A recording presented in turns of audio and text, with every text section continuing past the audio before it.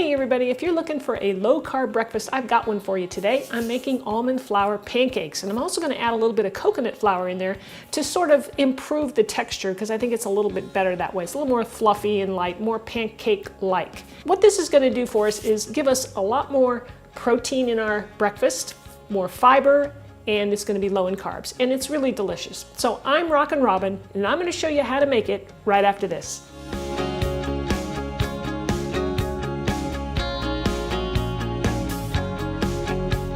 So we're going to start off our recipe by mixing all of our dry ingredients into the bowl first.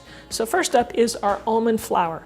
Now you want to use almond flour that's blanched because it's a finer grind on the flour, which means that the texture is going to be much more regular flour-like. So you want to use that so it's not grainy. Next up is our coconut flour, which I'm using here that's organic. And then we're going to add some cinnamon, some baking powder, and we're using quite a bit of baking powder here to help give some lift to our pancakes. We'll add some sweetener. Now I'm using monk fruit sweetener here. I get this at Costco. Monk fruit sweetener won't raise your blood sugar, so that's why I like to use it. And it's a very nice, it's a very good sweetener. It's a one-to-one type, replacement for sugar. And you're not using regular sugar, so that's good. Now we'll use a pinch of salt, and then we'll blend this all together. Now we're going to work on our wet ingredients. So in this bowl here, I've got a couple of eggs. I'm just going to scramble these a little bit just so they mix in a little easier without too much mixing. And to that, I'm going to add a little bit of vanilla extract. That's probably about a teaspoon or so. And in go our wet ingredients. So I've got a couple of tablespoons of avocado oil. I'm using avocado oil here. You could also sub in coconut oil. You just have to melt it if it's hard, if it's solidified.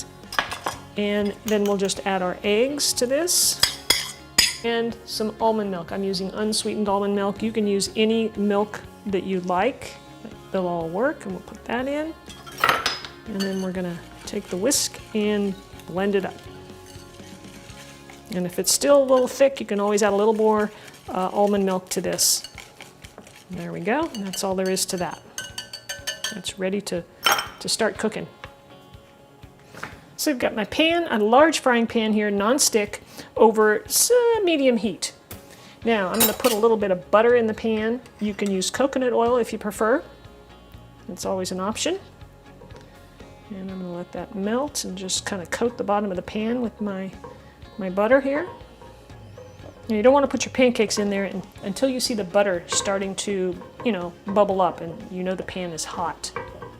Okay, I'll just put a little dollop in there. Smaller pancakes are just easier to handle. Don't overcrowd them in the pan. And I think you can see kind of the bubbles that are in the pancakes, and that's from our baking powder.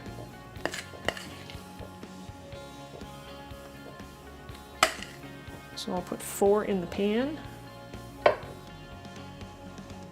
All right, you can see our pancakes have fluffed up a bit, and we'll have a peek, see how they're ready. Oh, they're nice and golden, so we're gonna flip them over. Now, if you make them too big, they're harder to flip, so that's about as big as you want them to be. So we'll cook these for, 3 or 4 minutes per side, depending on how high your heat is, and then we'll flip them over and cook the second side until they're golden brown.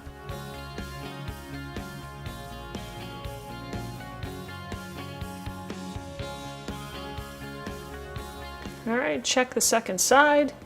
These look like these are done.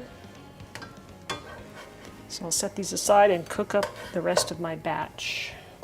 Add a little more butter to the pan. So we got 7 pancakes out of this batch. You can easily double this recipe. So what you're looking for here is the top of the pancake gets sort of the dry look to it, and you can see the bubbles, and that's how you know it's time to turn it over.